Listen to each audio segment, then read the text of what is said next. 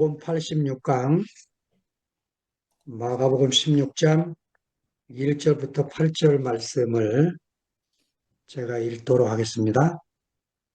안식일이 지남에 막달라 마리아와 야고보의 어머니 마리아와 또 살로메가 가서 예수께 바르기 위하여 향품을 사다 두었다가 안식 후 첫날 매우 일찍이 해돋은 때에 그 무덤으로 가며 서로 말하되 누가 우리를 위하여 무덤 문에서 돌을 굴려 주리요 하더니 눈을 들어본즉 돌이 벌써 굴러졌으니 그 돌이 심히 크더라.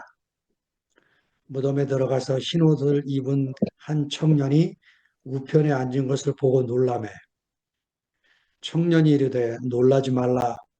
너희가 십자가에 못 박히신 나사렛 예수를 찾는구나. 그가 살아나셨고 여기 계시지 아니하니라. 보라, 그를 두었던 곳이니라.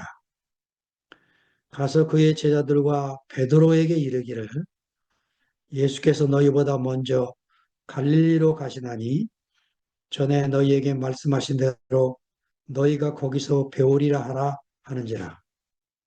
여자들이 심히 놀라 떨며 나와 무덤에서 도망하고 무서워하여 아무에게 아무 말도 하지 못하더라.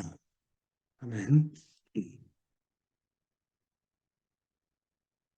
드디어 십자가에 달리신 예수님이 예, 큰 소리로 지르시고 운명하신 뒤 예, 무덤에 안치됐고 부활하신 사건을 마가가 기록을 해 주었습니다. 어제 여러분의 그 말씀을 듣는데 저기 솔로몬의 두 기둥이 생각이 났어요. 솔로몬 성전 현관에 두 개의 기둥이 있는데 오른쪽에 있는 기둥의 이름은 야긴이고 왼쪽에 있는 기둥은 보아스라는 기둥이에요. 야긴과 보아스. 우리 주 모임 방에 우리 기순 누님과 이렇게 해종래 누님 또 연세 드신 분들 이렇게 계시는데 예, 우리 두피에 만에 야긴과 보아스가 계시는구나 하는 마음이 들었습니다. 야긴의 뜻은 저가 세우리라 이런 뜻이고 보아스는 그에게 능력이 있다 이런 뜻인데 솔로몬이 성전을 지을 때 두 이름을 붙였습니다. 네. 두 분이 이렇게 앞서 가시니까 우리가 다 안심하고 따라갈 수 있게 돼서 감사합니다. 1절을 보겠습니다. 안식일이 지남에 막달라 마리아와 야고보의 어머니 마리아와 또 살로메가 가서 예수께 바르기 위하여 향품을 사다 두었다가 안식일이 지났다는 얘기는 금요일 저녁부터 토요일 저녁까지니까 토요일 오후 6시가 지나자마자 이 세 여인들이 예수를 위한 향품, 이 헬라어 성경에 아로마로 되어 있어요. 아로마. 히라보로 아로마입니다. 향품과 기름을 사두고 다음날 무덤으로 갈 채비를 할 수 있었습니다. 시신을 합당하게 돌보는 일은 유대교에서 매우 중시되는 일이었죠. 그 요한복음에 이 유향과 함께 침향 섞은 것 이렇게 나오는데 그건 알로에입니다. 알로에. 히라보로 알로에. 그러니까 이게 남양 회사에서 이 헬라어 이름을 다 써서 개발해 갖고 이제 알로에도 판매하고 화장품 회사에서 아로마도 팔고 이러고 있는 거죠. 신기한 거는요. 그 예수님의 시체에 유향과 기름을 바른 사람들은 여인들이 아니고 아리마대 요셉과 니고데모였습니다. 그래서 이 여인들은 사실은 예수님의 시체를 볼 수가 없었죠. 네, 신기해요. 그 유대인들 관념에는 이런 시체에 뭐 향품 넣고 몰약으로 바르고 이런 것들은 여인들이 하고 부활의 증인들은 남자들을 쓸 것 같은데, 예, 16장, 마가복음 16장은 이 남자들, 니고데모와 아리마대 요셉은 예, 예수의 시체와 관계된 일을 돌보고 오히려 부활의 증인들을 여인들로 쓰고 있는 겁니다. 이런 게 아주 이제 우리의 관념을 뒤집는 그런 놀라운 일이죠. 이 세 여인의 이름이 지금 복음서에 다 실려 있는데요. 마가복음 15장 40절과 47절에도 또 실려 있었는데 제일 먼저 나오는 여인의 이름이 막달라 마리아입니다. 매번 순서가 바뀌질 않아요. 막달라 마리아가 어떤 여인이길래 이렇게 맨 앞에 나오나 했더니 누가복음에 뭐라고 얘기를 하냐면 일곱 귀신이 나간 자 막달라 마리아 이렇게 씁니다. 하하, 그렇구나. 누가복음 7장 47절에 이런 말씀이 있어요. 사함을 받은 일이 적은 자는 적게 사랑하느니라. 그렇죠? 막달라 마리아는 일곱 귀신, 뭐 누가가 뭐 귀신 숫자를 씌웠겠습니까? 일곱 귀신이라는 말이 뭐냐면 받을 만한 고통을 다 받은 여인, 이런 말이죠. 예, 이런 여인이 예수님의 사랑과 치유를 경험을 하고 예, 그 주님을 사랑하는 마음이 남달랐겠죠. 누가복음에 있는 것처럼 사함을 받은 일이 적은 자는 적게 사랑하느니라. 예, 주님의 사랑이 큰 사랑을 받은 사람은 크게 사랑할 거고, 사랑받은 일이 적다고 느끼면 적게 사랑하게 되는 거죠. 예, 매일 밤마다 이렇게 줌에 앉아 있는 여러분들을 보니까 주님의 사랑을 너무 깊이 받으셔서 다 이렇게 앉아 있는 것 같습니다. 2, 3절 보겠습니다. 안식 후 첫날, 매우 일찍이 해돋을 때 그 무덤으로 가며 서로 말하되 누가 우리를 위하여 무덤 문에서 돌을 굴려 주리요 하더니 매우 일찍이 해돋을 때 이게 표현이 조금 이상해요. 마가가 가끔 이런 서툰 문장을 써서 기자들 사이에 아주 여러 가지 얘기들이 나오는데 안식 후 첫날은 토요일 날이죠. 그러니까 이 매우 일찍이 해돋기 전에 이 말을 이렇게 써야 되는데 해돋은 때 이렇게 쓴 거예요. 앞문장 매우 일찍이 해돋을 때 해돋은 뒤에는 뭐 일찍도 아니잖아요. 그래서 표준세 번역은 이렇게 번역합니다. 해가 막 돋았을 때 이렇게 바꿔, 바꿔 번역합니다. 메시지 성경은 일요일 이른 새벽 해 뜰 무렵 이렇게 바꿔서 불편하지 않게 읽게 만들고 있습니다. 그 무덤으로 가며 전날 우리가 지난주 봤죠? 이 여인들이 예수님의 시신에 뭘 집어넣기 위해서 예, 안치된 무덤의 위치가 어딘지를 확인하는 광경을 15장 마지막 절에서 봤습니다. 그 무덤이 어디 있는지를 찾는 거야 뭐 걱정할 일이 아닌데 문제는 이제 이 여인들이 가면서 누가 돌을 굴려주리요. 왜냐? 유대인의 무덤은 돌무덤인데 그 돌문이 굉장히 컸어요. 그래서 여자들 힘으로 밀 수가 없어요. 가면서 이제 그것 때문에 염려하고 있는 거죠. 근데 마태복음에는 다른 얘기가 있습니다. 무슨 얘기가 있냐면 대제사장과 바리새인들이 빌라도를 찾아가서 이렇게 말해요. 그 예수의 제자들이 뭐 부활한다는 소리를 자꾸 얘기하던데 그 제자들이 시체를 훔쳐가 놓고는 부활했다고 거짓말을 칠 수 있으니까 그 보초를 좀 세워주시오. 이렇게 이제 요청을 하죠. 근데 빌라도가 뭐라고 말하냐면 야 너희들도 군사가 있지 않냐? 너희들이 지켜라. 이래서 허락을 받고 대제사장 군사들이 예수의 무덤을 지키는 광경이 마태복음에 나옵니다. 마가가 이 정보를 알았더라면 아이고 그 군사들이 우리가 무덤을 들어가는 걸 허락을 할까요? 이런 걱정을 했겠죠. 근데 이제 마가는 이런 정보를 갖고 있지 않았기 때문에 예, 돌문을 누가 굴려줄까 이런 염려만 한 것을 쓰고 있는 겁니다. 자, 4절을 읽습니다. 눈을 들어본즉 돌이 벌써 굴려졌으니 그 돌이 심히 크더라.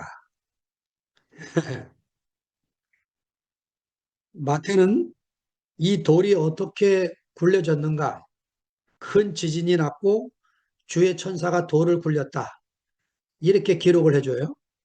근데 마가는 이 돌이 어떻게 굴러갔는지 안 쓰질 않아요. 생략을 하는데 이 4절 후반부도 좀 문장이 서툰 문장이에요. 그 돌이 심히 크더라. 이런 정보를 주려면 사실은 3절 뒤에 붙여야 돼요. 이렇게 써야 되죠. 누가 우리를 위하여 무덤문에서 돌을 굴려주려. 왜냐하면 그 돌이 심히 커서 우리 여인들이 굴릴 수 없기 때문이다. 이렇게 써야죠. 그 돌이 심히 컸다. 4절 뒤에 붙이니까 문장이 아주 어색해졌습니다. 그, 이 여인들이 이 돌을 굴리는 것 같고 염려하면서 가는 모습을 보면서, 네, 우리가 하나님의 이끄심을 따라 살아갈 때 주의할 점 하나를 제가 적었습니다. 이 일이 하나님이 기뻐하시는 뜻인가를 묻기 전에 그 일이 과연 될 수 있는가? 이런 염려를 자꾸 하는 거예요. 그러니까 우리가 하나님의 일을 행할 때 우리 자신이 준비된 사람인가? 이게 더 중요하지. 이 일이 될 것인가 안 될 것인가? 그건 하나님의 영역이죠. 예. 그 하나님 나라 안에서는 준비된 사람이 중요해요. 준비된 사람. 예. 이 준비된 사람만 있으면 하나님의 일의 차원이 벌어집니다. 예. 이 준비된 사람이 없으면 괜히 힘쓰고 애쓰다가 안 하는 것만 못하는 일이 벌어지죠. 우리가 신구약 성서에 보면 이스라엘 백성들이 창세기 마지막에 보면 모세로 요셉으로 인해서 예, 애굽 땅에 살았는데 출애굽기를 딱 열어보니까 노예 상태가 되고 있었던 거예요. 430년 동안 엄청난 세월이죠. 왜 하나님은 자기 백성을 430년 동안 노예 상태로 두셨는가? 모세 같은 사람이 안 나와서. 그러니까 하나님 차원의 일을 우리가 보려면 하나님이 준비시킨 사람, 이 사람을 우리가 찾고 기다려야 되는 거죠. 자, 예수님이 오셨을 때 제자들은 놀라운 광경을 보게 됐습니다. 예. 그들은 그 수많은 병고침을 보면서 놀라고 놀라는 일이 마가복음에 계속 있었죠. 예, 배고픈 군중들을 두 번이나 먹인 사건을 보면서 놀라고 또 놀랍니다. 근데 예수님이요, 이런 말씀을 하세요. 인자가 온 것은 섬김을 받으려 하는 게 아니고 섬기려 하고 도리어 자기 목숨을 많은 사람의 대속물로 주기 위해서 왔다. 이 대속물이라는 말씀을 하세요. 예. 그러니까 짐승의 대속물을 끝내려면 사람이 대속물인 그 사람이 와야 끝나는 거죠. 하나님이 수천 년을 기다리신 거예요. 그래서 예수님이 나타나니까 짐승의 제사가 끝나게 된 거죠.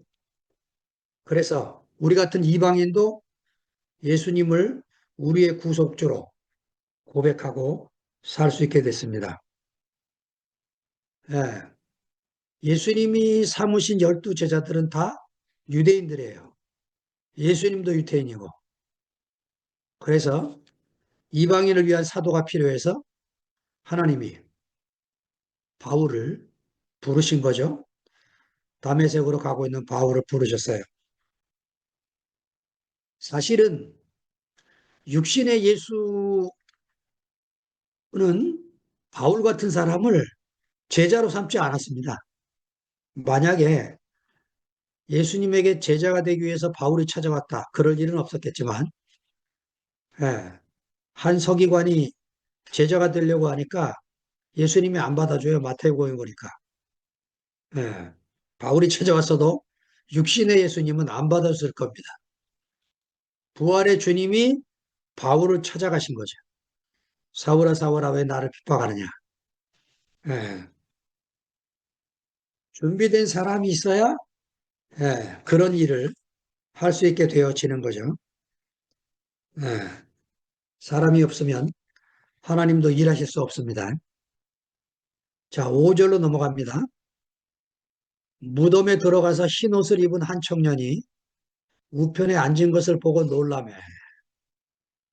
참, 이게 참 해석상 논쟁거리입니다. 흰 옷을 입은 한 천사가 이러면 아무 문제가 없는데 왜 마가는 흰 옷을 입은 한 청년이 이렇게 썼을까요? 예, 제가 여기다 잘못 썼는데요. 흰 옷을 입었다는 표현은 그 계시록 7장 9절이 아니고 요한복음 20장 12절입니다. 거기에 보면 흰 옷을 입은 두 천사 이렇게 나와요. 예. 그러니까 이게 청년이 천사일 거에 틀림없이 그죠? 예. 마태복음도 천사로 바꿔 쓰고 요한복음도 천사 얘기가 나오고 근데 왜 마가는 천사가 틀림없이 부활한 주님을 증거하러 나타났을 텐데 왜 청년으로 바꿨을까요? 예.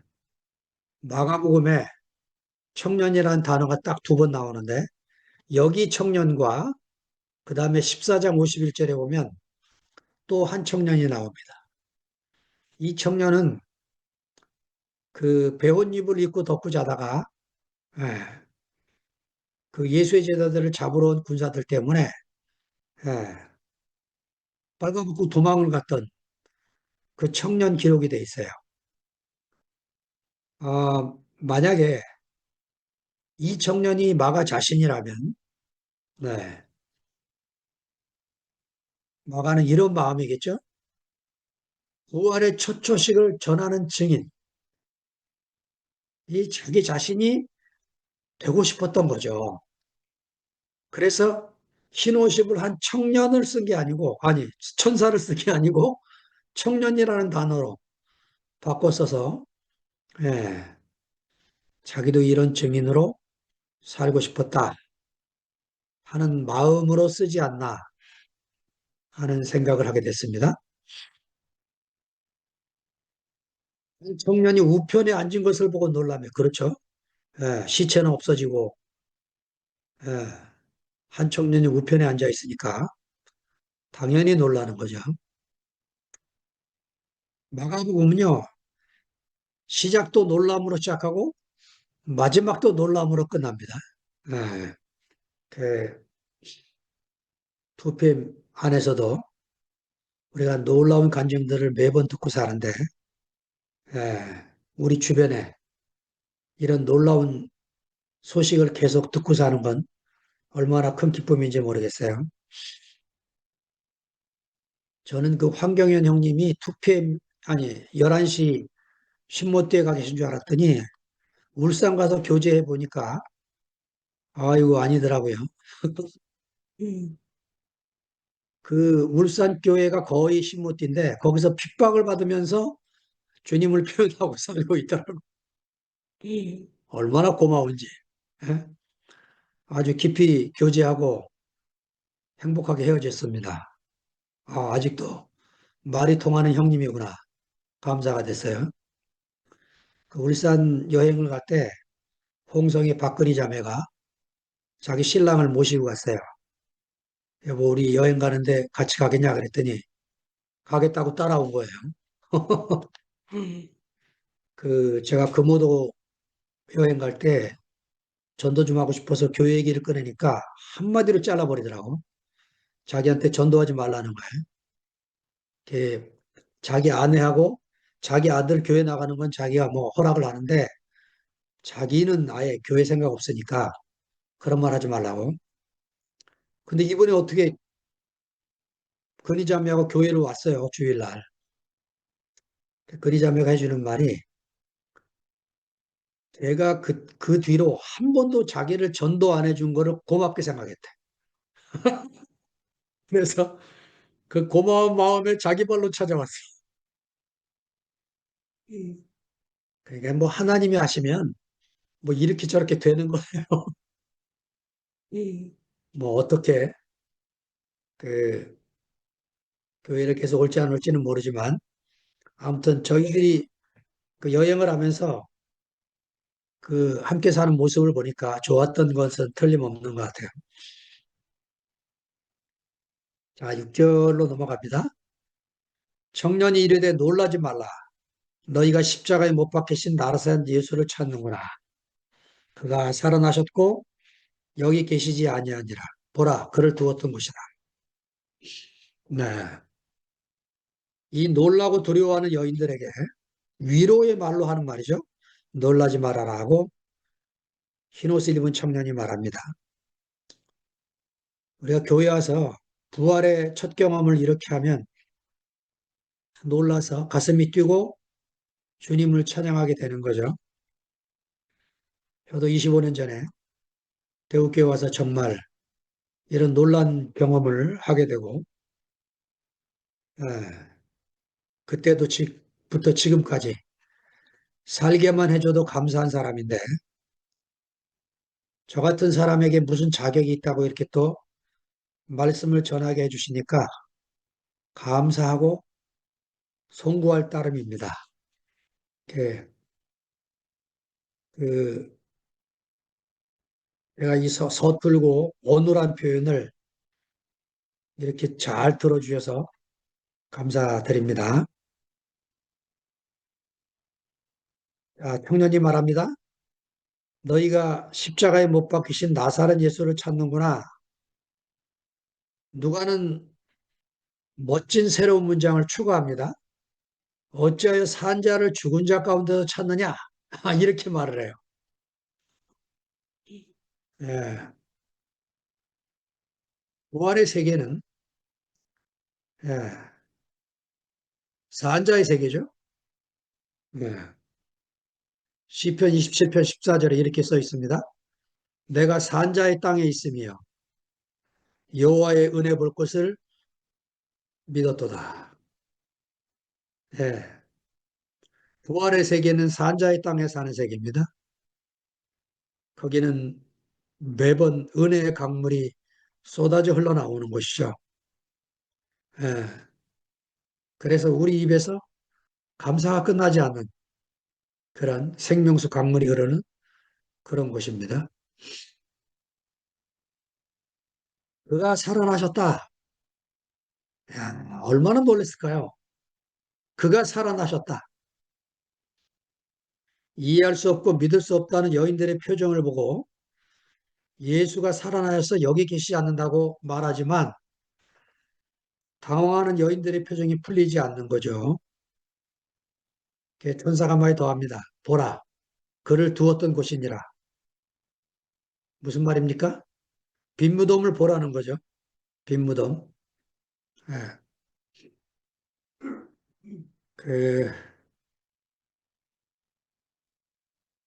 우리를 늘 기억하고 계시는 우리 주님 얼마나 감사한지 모르겠어요. 빈 무덤을 보여주면서 그가 살아나셨느니라. 우리가 살고 있는 이유는 이 얘기를 하려고 사는 거죠. 그가 살아나셨습니다. 예. 기독교에서는 부활절을 가장 큰 절기로 지키는데 우리는 매일매일이 부활절이죠. 매일매일. 예. 7절 있습니다. 가서 그의 제자들과 베드로에게 이르기를 예수께서 너희보다 먼저 갈릴리로 가시나니 전에 너희에게 말씀하신 대로 너희가 거기서 배우리라 하라는지라. 가서 그의 제자들과 베드로에게 이르기를. 야, 마가는요. 다른 복음서가 안 쓰는 이 베드로 이야기를 갖다 붙입니다. 왜냐하면 마가는 베드로의 통역자였어요. 그리고 베드로가 베드로전서 5장 13절에 보니까 내 아들 마가도 문안한다. 이렇게 쓰고 있어요. 베드로가 요한 마가를 아들로 삼고 데리고 다니면서 예, 예수님과 생활했던 그 3년 반의 이야기를 끊임없이 들려줬겠죠.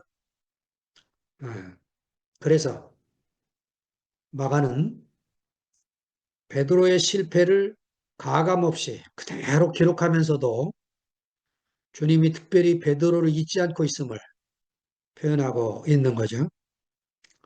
예, 이사야 49장 15절 16절이 기억납니다. 여인이 어찌 그 젖먹는 자식을 잊겠으며 자기 태에서 난 아들을 긍휼히 여기지 않겠느냐. 그들은 혹시 잊을지라도 나는 너를 잊지 아니할 것이다. 너를이야 단수의 단수. 나는 너를 잊지 아니할 것이라. 내가 너를 내 손바닥에 새겼고 너의 성벽이 항상 내 앞에 있나니. 예. 예, 주님의 손바닥에 정지영 이렇게 써 있다 이거예요. 얼마나 감사한 일입니까? 어? 너희보다 먼저 갈릴리로 가리라. 예. 예수의 죽음을 보고 실망한 제자들이 아마 이미 갈릴리로 가고 있었을 것이죠. 그러나 예수님이 먼저 그들보다 도착하셔서 어? 다시 그들을 이끄실 것을 말씀하고 있고 사도 요한은 이미 생선을 굽고 베드로와 제자들을 기다리고 있는 모습을 누가는 엠마오로 가는 두 제자의 여행길에 사이에 껴서 대화를 하는 주님을 이렇게 미리 앞서가셔서 부활을 계속 증거하는 주님을 표현하고 있습니다. 네, 그렇습니다. 예수 그리스도 안에서 실패는 끝이 아니라 새로운 시작입니다. 네, 예수의 길은 참 사람됨의 길이기 때문에 실패가 아닌 거죠. 제가 쇼츠 하나를 봤는데 벵갈로 호랑이가 나왔어요.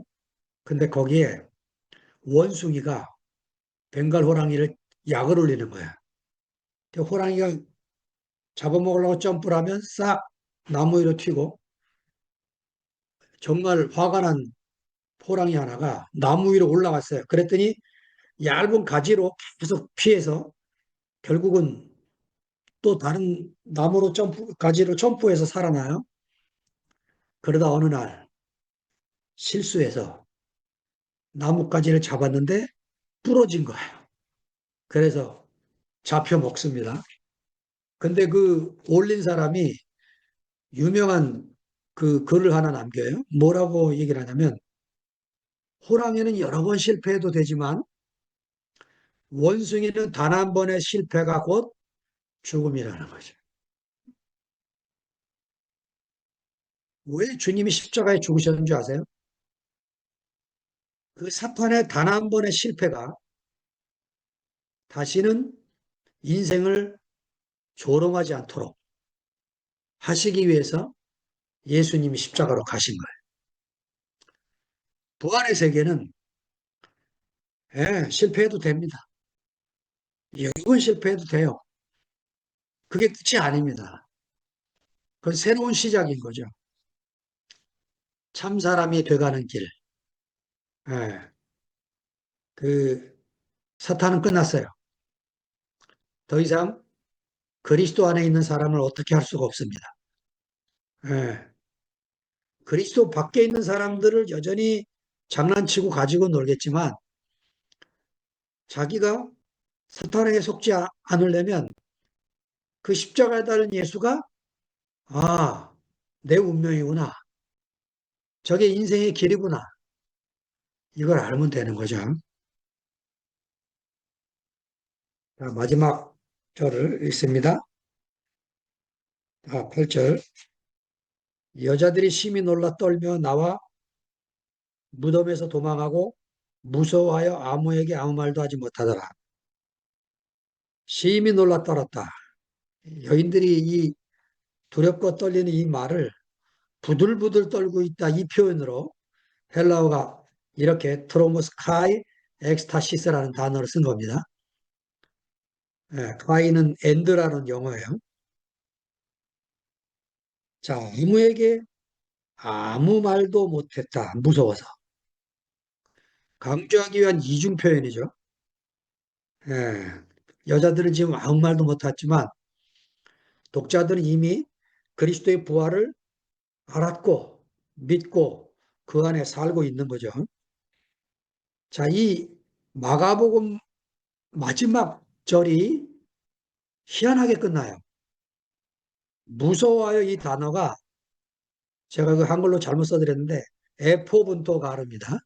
에바분토가 아니고 에포분토 가르.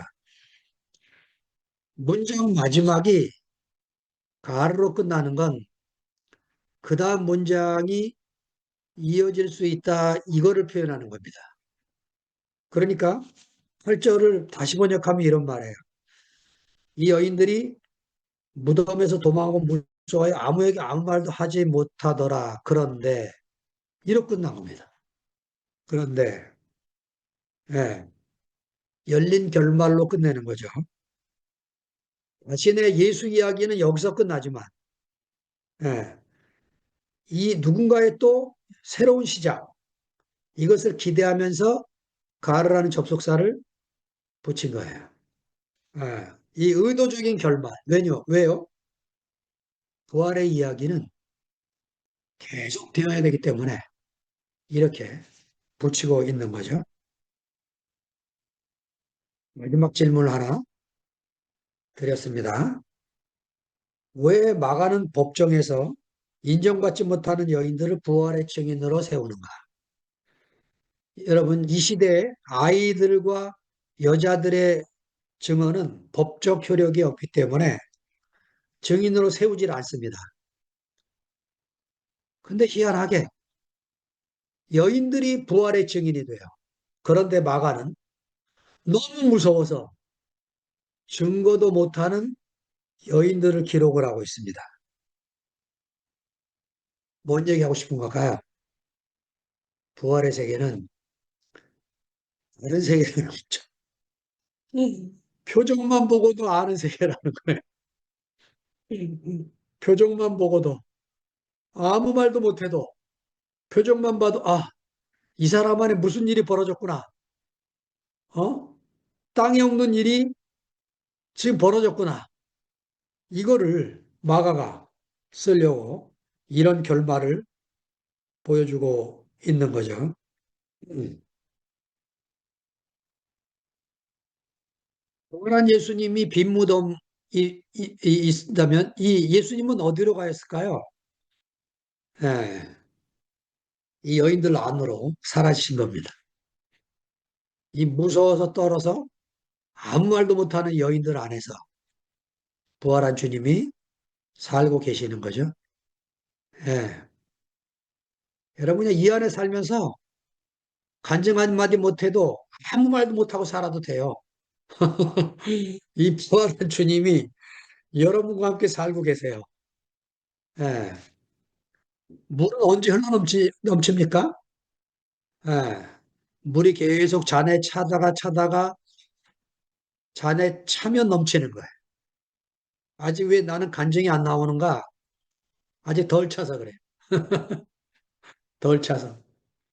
이 부활 생명이 내 안에 오면, 예, 귀찮을 정도로 하고 싶은 말이 넘치게 되는 거죠.